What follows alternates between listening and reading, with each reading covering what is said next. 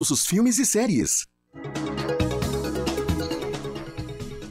Voltamos com o CBN Campinas. Família protesta após morte de jovem de 23 anos na maternidade de Campinas. Grupo questionou atendimento durante internação.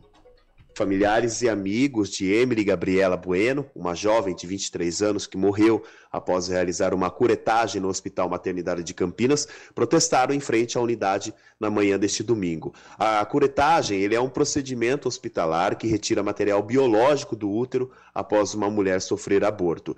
E esse protesto de cerca de 20 pessoas começou por volta das 9h30 da manhã, sob acompanhamento aí da Polícia Militar, da Guarda Municipal e de agentes de trânsito da INDEC. O ato ele foi encerrado ao meio-dia.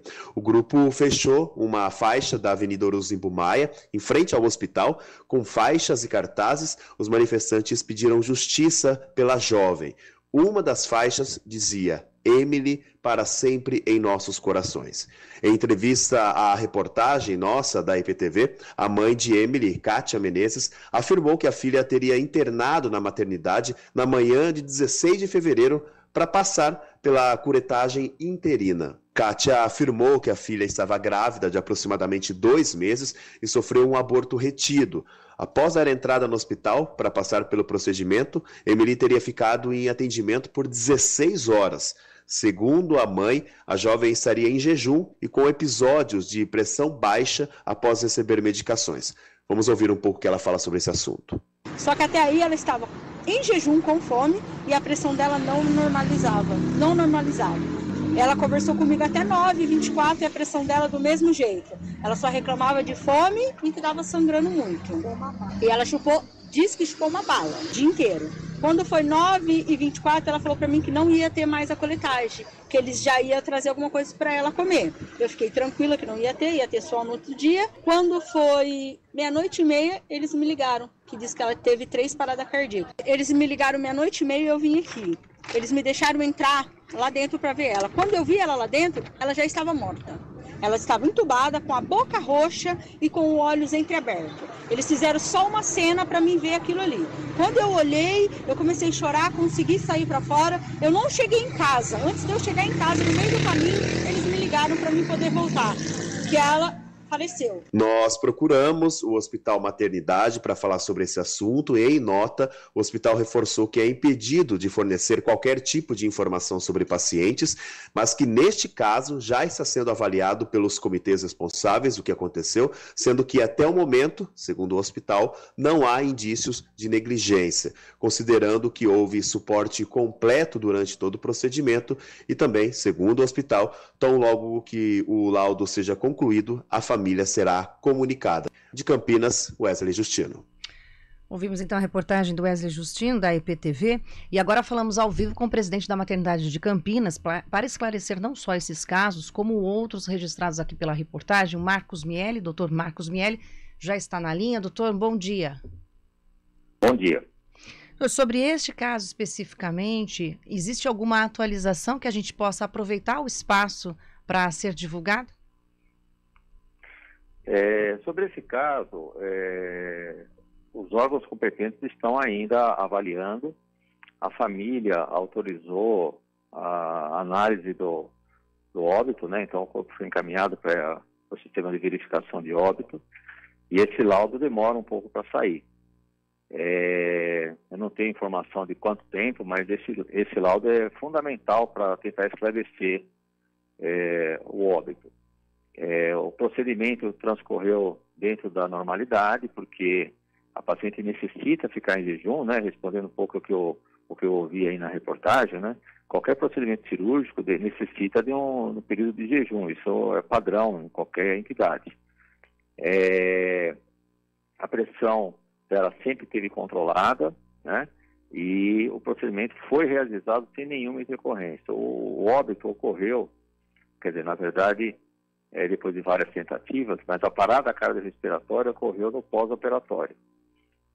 Então, o procedimento em si não teve relação com o óbito, e sim o pós-operatório. Isso a gente pode antecipar para a família, né? Mas vai ser fundamental esse laudo necroscópico para tentar elucidar melhor esse caso.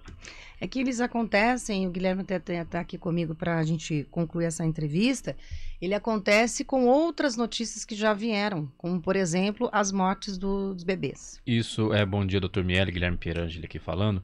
A gente teve na semana passada essa notícia, né, da morte de 2 bebês, depois esse número subiu para 3 mortes de bebês na maternidade, ainda sob investigação, né, se tem relação com aquele surto de gastroenterite entre 6 e 9 de fevereiro, mas foram 17, 18 bebês, 10 foram para UTI por conta desse surto, né?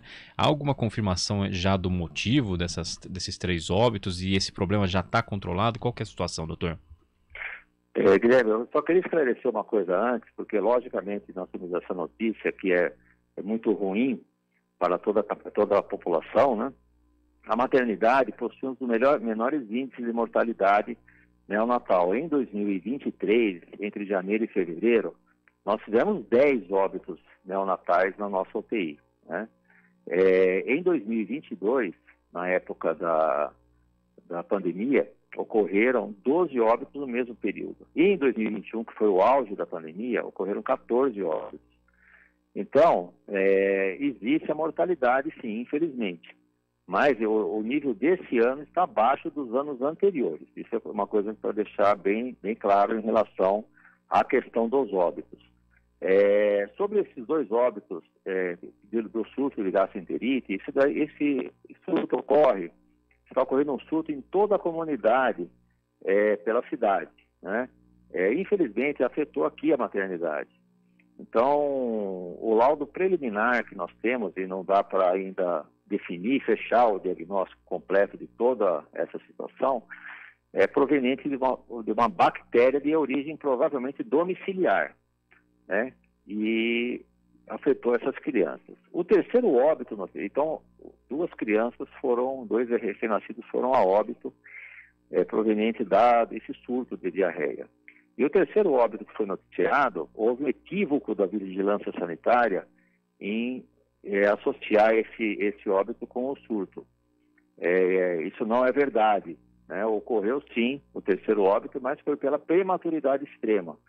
A maternidade tem capacidade e competência para cuidar de recém-nascidos a partir de 24 semanas, quer dizer, recém-nascidos que nascem abaixo de 500 gramas, tá? Então, são crianças que nascem com uma debilidade física muito grande e a maternidade tem a capacidade de dar suporte à vida para esses recém-nascidos prematuros extremos. Doutor, o senhor citou que nesse ano, em janeiro e fevereiro, a gente teve um número de mortes menor do que nos 2 últimos anos desse mesmo período, só que nos últimos 2 anos, o senhor mesmo citou, a gente teve a pandemia, estava em momentos mais complicados do que agora, né, a questão da Covid-19, mas num comparativo com anos anteriores, nesse período, até com outros meses, esse número de 10 mortes que o senhor citou, ele é normal? Sim. 10 mortes em 2 meses, né? Isso dá 5 mortes, em média, por mês. E é essa média que nós temos mantendo ao longo de todos os anos. Na pandemia ocorreu um pequeno aumento que não estava relacionado à pandemia, e sim à mortalidade normal, né? Infelizmente, na pandemia, nós tivemos mais recém-nascidos prematuros, né? Pelo fato das gestantes estarem mais acometidas. Na época da pandemia, nós tivemos 3 óbitos maternos em 2021 e nenhum óbito neonatal relacionado à pandemia, ao Covid, e sim a prematuridade. A maternidade mantém um índice de mortalidade na instituição de 5 óbitos para cada 1.000 nascimentos. A maternidade faz em torno de 800 a 1.000 partos por mês.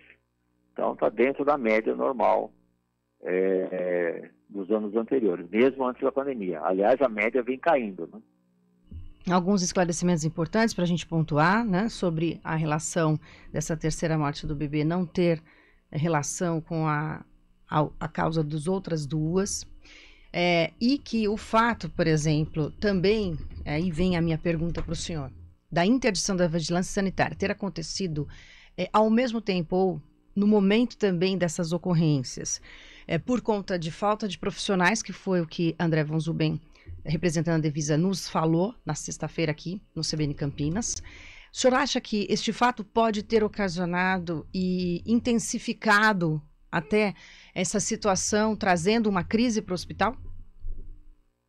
Veja bem, o hospital, a crise financeira que está na maternidade não tem nada a ver com essa crise sanitária. Tá? A vigilância sanitária, através da Andréa von Zuben, notificou a maternidade no final de 2022 em relação à falta de 2 médicos horizontalistas. A maternidade possui 2 médicos horizontalistas e havia necessidade de mais 2. Pelo fato de, pela legislação, para cumprir a portaria do Ministério da Saúde, nós necessitamos de um médico horizontalista para cada 10 leitos. Como a maternidade tem 40, havia necessidade de contratação de mais 2 médicos horizontalistas, sendo que a maternidade já possuía 2. Entretanto, em nenhum momento houve desassistência para esses recém-nascidos, porque a maternidade conta com uma escala de 4 médicos plantonistas, 24 horas por dia, 365 dias na semana. Para esclarecer a população, o médico horizontalista é aquele médico que passa a visita pela manhã e ajuda o médico plantonista nas evoluções. Então, em nenhum momento houve falha no atendimento, quer dizer, desassistência. Entretanto, realmente, os 2 médicos horizontalistas estavam trabalhando de forma sobrecarregada para dar conta de atender essas 20 crianças. Infelizmente, ao longo dos anos, todo o nosso sistema de saúde sofre com subfinanciamento do poder público em relação ao custeio das nossas necessidades. E isso daí reflete a questão desse subfinanciamento. É verdade que a maternidade foi multada porque não transferiu bebês por falta de capacidade do poder público de fazer essas transferências? Sim, isso é verdade. A maternidade foi autuada novamente. A primeira autuação foi na sexta-feira de carnaval e nessa última sexta-feira foi autuada por não conseguir reduzir a capacidade para 20 recém-nascidos que eles solicitaram, que é um outro absurdo da própria vigilância, né? Ela está promovendo uma desassistência na saúde pública, porque o sistema está sobrecarregado por causa da reforma que teve no CAISM, pela falta de financiamento de outros leitos, e o próprio poder público, que é o que regula essas crianças, né? É o poder público que deveria arrumar vaga desses 20 recém-nascidos a cumprir o auto da vigilância, e até o presente momento não conseguiu nenhuma transferência desses recém-nascidos. Nós conseguimos, sim, uma redução na capacidade hoje de atendimento devido às altas que esses recém-nascidos naturalmente acabam tendo. Atualmente nós estamos com 28 recém-nascidos na unidade, então 12 a menos do original antes da autuação da vigilância, mas esses outros 8, que dependem da transferência pelo sistema CROSS, que é o sistema de regulação de vaga, ainda não foi possível essa transferência. Eu espero não levar outra multa por causa disso, né? O senhor tem até na home do seu site um pedido de doações para a maternidade? Sim, a maternidade procura doação da população. A maternidade é uma entidade filantrópica, não tem fins lucrativos. Ela sofre uma grave crise financeira ao longo dos anos, agravada principalmente pela pandemia, em que os insumos subiram absurdamente e o poder público não teve capacidade de repassar esses valores para a instituição. Então a gente precisa da sociedade para manter a maternidade de pé. A maternidade passa por um processo de recuperação judicial. Aliás, é o primeiro hospital filantrópico a solicitar uma recuperação judicial no estado de São Paulo. É um modelo novo para nós, inclusive, e nós queremos pagar todas as nossas dívidas, porém nós necessitamos de recursos, tá? E os recursos do poder público são escassos, a gente sabe, mas eu acho que precisa melhorar a política de saúde de todo o país para melhorar essa situação na crise na saúde. Só para finalizar, doutor, o senhor acha que há quantos anos essa crise ela vem se estendendo? Não existe reajuste na tabela do SUS, que é a tabela de honorários médicos, há mais de 20 anos, né? E sempre o Ministério da Saúde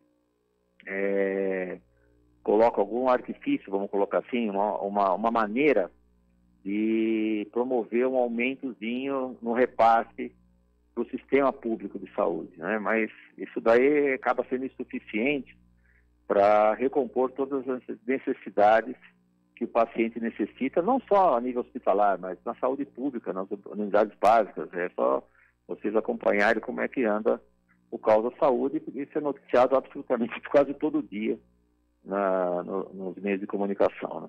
E o volume de atendimento aí é alto, né? Sim, a maternidade é a maior maternidade do interior do estado de São Paulo, né? Nós temos a maior UTI da região, e eu vejo que a saúde da mulher está sendo muito penalizada do ponto de vista de financiamento para manter as atividades adequadas para o atendimento dessa população, que é absolutamente importante para a nossa sociedade. Dr. Marcos Miele, presidente da Maternidade de Campinas, quero agradecer a disponibilidade por dar entrevista, esclarecer todos esses pontos, inclusive da crise financeira do hospital, e a gente se coloca à disposição para os esclarecimentos da população, aguardando também que o hospital possa, através aqui da CBN Campinas, informar e dar as respostas que esses familiares estão buscando, afinal todos sentem pela morte dos bebês, da jovem de 23 anos. Eu queria só acrescentar que realmente os óbitos ocorreram, né? Em nenhum momento houve desassistência pela crise financeira. A maternidade faz de tudo para manter a assistência, tá?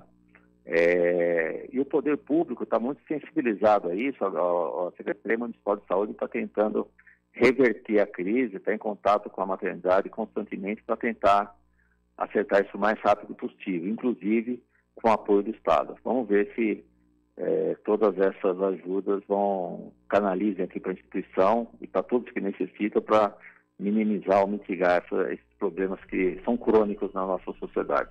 Perfeito, doutor Marcos. Muito obrigada. Um ótimo dia, uma ótima semana para o senhor e para todos aí da equipe. Muito obrigado. CBN Campinas. Oferecimento Recap, Sindicato dos